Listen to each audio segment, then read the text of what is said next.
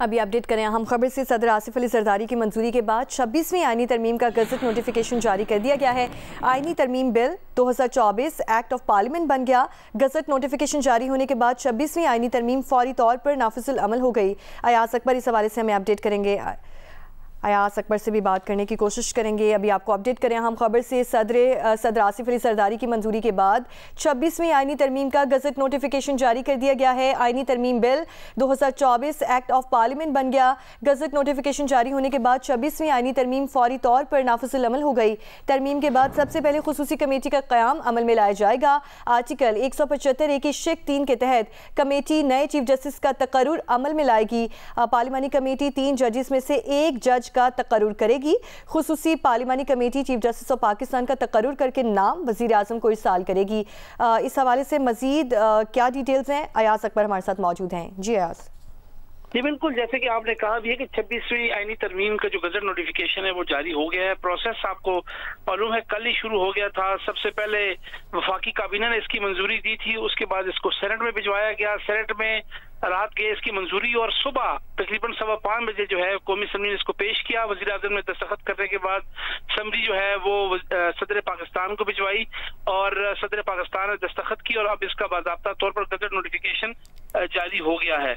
इसके हवाले से चीफ जस्टिस की तकरीर के हवाले से जो इसके अंदर जो अमेंडमेंट की गई हैं उसमें ये है कि चीफ जस्टिस का तकर्रुर खुसूसी पार्लिमानी कमेटी की सिफारिश पर किया जाएगा और पार्लिमानी कमेटी सुप्रीम कोर्ट के 3 सीनियर तरीन जजेस में से चीफ जस्टिस का तकर्रुर करेगी और कमेटी की सिफारिश पर चीफ जस्टिस का नाम वज़ीर आज़म सदर मुमलिकत को भिजवाएंगे।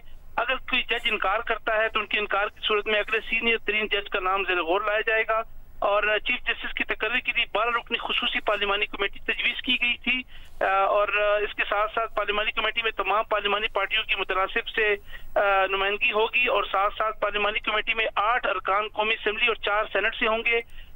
इसके बाद जो है वो चीफ जस्टिस पाकिस्तान की मुद्दत मुलाजमत की जो हद है वो यानी मुद्दत है वो 3 साल होगी और जो उनकी उम्र की बलाई हद है वो 65 साल इसके अंदर मुकर्रर की गई है। इसके साथ साथ आर्टिकल 184 3 के तहत सुप्रीम कोर्ट अपने तौर पर कोई हिदायत या डिक्लेरेशन नहीं दे सकेगी। आर्टिकल 186 ए के तहत सुप्रीम कोर्ट हाई कोर्ट के किसी भी केस को किसी दूसरी हाई कोर्ट या अपने पास मुंतकिल कर सकती है।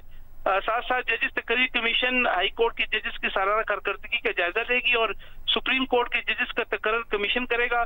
चीफ जस्टिस की सरबराही में कमीशन में 4 सीनियर तरीन जजेस शामिल होंगे। इसके मुताबिक वफाकी वजीर कानून और अटॉर्नी जनरल की कमीशन के अरकान होंगे। कम से कम 15 साल तजुर्बे का हामिल पाकिस्तान बार कौंसिल का नामजद करदा वकील 2 साल के लिए इसी कमीशन का रुकन होगा। 2 अरकान कौमी असम्बली और 2 अरकान सेनेट कमीशन के जो है वो मेंबर होंगे। साथ साथ सेनेट में टेक्नोक्रेट की अहलियत के हामिल खातून या गैर मुस्लिम को भी 2 साल के लिए कमीशन का रुकन बनाया जाएगा। इसके साथ साथ बाकी भी इसके अंदर तरमीम है और साथ साथ वज़ीर आज़म या काबीना की जानिब से सदर मुमलिकत को कोई भिजवाई गई तजवीज़ जो है ये कोई एडवाइस होगी, उसमें कोई अदालत या ट्रिब्यूनल या अथॉरिटी सवाल नहीं उठा सकती। ये वो तमाम प्रोसेस था जो कल शुरू हुआ था। आज सुबह ये मुकम्मल हुआ है और फिर सदर पाकिस्तान ने इसके ऊपर दस्तखत किए हैं और इसके बाद ये अब 26वीं आईनी तरमीम का जो मसवदा था वो बिल की सूरत में मंजूर हुआ और अब ये जो है वो कानून का हिस्सा बन चुका है और ये फौरी तौर पर नाफिजुल अमल है।